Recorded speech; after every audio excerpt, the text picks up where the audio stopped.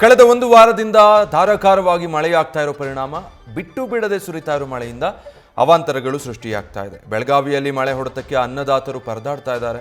ಸಾವಿರಾರು ಎಕರೆ ಭತ್ತದ ಗದ್ದೆಗೆ ನೀರು ನುಗ್ಗಿದ ಪರಿಣಾಮ ಬಳ್ಳಾರಿಯ ನಾಲಾ ನೀರು ಇಷ್ಟು ಅವಾಂತರವನ್ನು ಸೃಷ್ಟಿ ಮಾಡಿದೆ. ಬೆಳಗಾವಿ ಎಳ್ಳೂರ ಮಾರ್ಗ ಮಧ್ಯದಲ್ಲಿರುವಂಥ ಬಳ್ಳಾರಿ ನಾಲಾ ಎರಡನೇ ಬಾರಿಗೆ ಬಿತ್ತನೆ ಮಾಡಿದಂಥ ಭತ್ತದ ಬೆಳೆ ನೀರು ಪಾಲಾಗಿದೆ. ಕೃಷಿ ಜಮೀನು ಜೊತೆಗೆ ಬಡಾವಣೆಗಳಿಗೂ ಕೂಡ ನೀರು ನುಗ್ಗಿದೆ. ಈ ಬಗ್ಗೆ ನಮ್ಮ ಪ್ರತಿನಿಧಿ ಶ್ರೀಕಾಂತ್ ಕುಬಕಡ್ಡಿ ಸ್ಥಳದಿಂದಲೇ ಗ್ರೌಂಡ್ ರಿಪೋರ್ಟ್ ಕೊಟ್ಟಿದ್ದಾರೆ, ನೋಡೋಣ. ಪಶ್ಚಿಮ ಘಟ್ಟ ಪ್ರದೇಶ ಹಾಗೆಯೇ ಬೆಳಗಾವಿ ಜಿಲ್ಲೆಯಾದ್ಯಂತ ಕಳೆದ 3-4 ದಿನಗಳಿಂದ ನಿರಂತರವಾಗಿ ಮಳೆ ಸುರಿತಾ ಇರೋದ್ರಿಂದ ಬಳ್ಳಾರಿ ನಾಲಾ ಅಂದರೆ ಬೆಳಗಾವಿ ಹೊರವಲಯದಲ್ಲಿ ಬರ್ತಕ್ಕಂಥ ಬಳ್ಳಾರಿ ನಾಲಾ ತುಂಬಿ ಹರಿದ ಪರಿಣಾಮ ಈಗ ಸಾವಿರಾರು ಎಕರೆ ಭತ್ತ ಏನಿದೆ ಸಂಪೂರ್ಣವಾಗಿ ಜಲಾವೃತ ಆಗಿದೆ. ದೃಶ್ಯದಲ್ಲೂ ಸಹ ನಾನು ತೋರಿಸ್ತಾ ಹೋಗ್ತೀನಿ.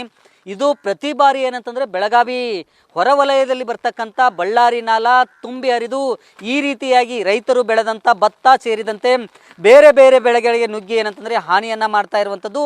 ಹಿಂದೆ ಏನು ಮುಂಗಾರು ಪ್ರಾರಂಭ ಆಯಿತು ಆ ಸಂದರ್ಭದಲ್ಲೂ ಸಹ ಏನು ರೈತರು ಆಗಷ್ಟೇ ಒಂದು ಬಿತ್ತನೆಯನ್ನು ಮಾಡಿದರು, ಅದು ನಾಟಿಗೆ ಒಡೆಯುವ ಏನು ಬೆಳೆಯುವಷ್ಟರಲ್ಲೇ ಅದು ಸಂಪೂರ್ಣವಾಗಿ ನಾಶ ಆಗಿತ್ತು. ಆದರೆ ಅದನ್ನು ಮುರಿದು ಈಗ ಎರಡನೇ ಬೆಳೆಯನ್ನು ಸಹ ಬೆಳೆದಿದ್ದರು ರೈತರು. ಏನಂತಂದರೆ ಎರಡನೆಯ ಬೆಳೆಯನ್ನು ಬೆಳೆದಿದ್ದರು, ಅದು ಸಹ ಈಗ ಸಂಪೂರ್ಣವಾಗಿ ನೀರಲ್ಲಿ ಮುಳುಗಿ ಹೋಗಿರುವಂಥದ್ದು. ಹೀಗಾಗಿ ಸಹಜವಾಗಿ ಪ್ರತಿ ಬಾರಿ ಏನಂತಂದರೆ ಲಕ್ಷಾಂತರ ರೂಪಾಯಿ ಖರ್ಚು ಮಾಡಿ ಬೆಳೆದಂಥ ಭತ್ತ ಏನಿದೆ ಸಂಪೂರ್ಣವಾಗಿ ನಾಶ ಆಗ್ತಾ ಇದೆ.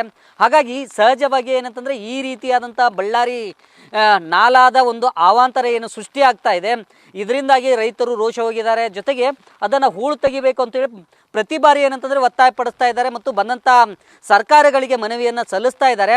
ಆದರೂ ಸಹ ಏನಂತಂದರೆ ಅದು ಸಾಧ್ಯ ಆಗ್ತಾ ಇಲ್ಲ. ಹಾಗಾಗಿ ಈಗ ಒಂದು ಕಡೆ ಏನಂತಂದರೆ ಬೆಳಗಾವಿ ನಗರದ ಇನ್ನಷ್ಟು ಈ ಭಾಗದಲ್ಲಿ ಹೋದರೆ ಮನೆಗಳಿಗೂ ಸಹ ನುಗ್ಗುವಂಥ ಆತಂಕ ಎದುರಾಗಿರುವಂಥದ್ದು. ಇದು ಬೆಳಗಾವಿ ನಗರ.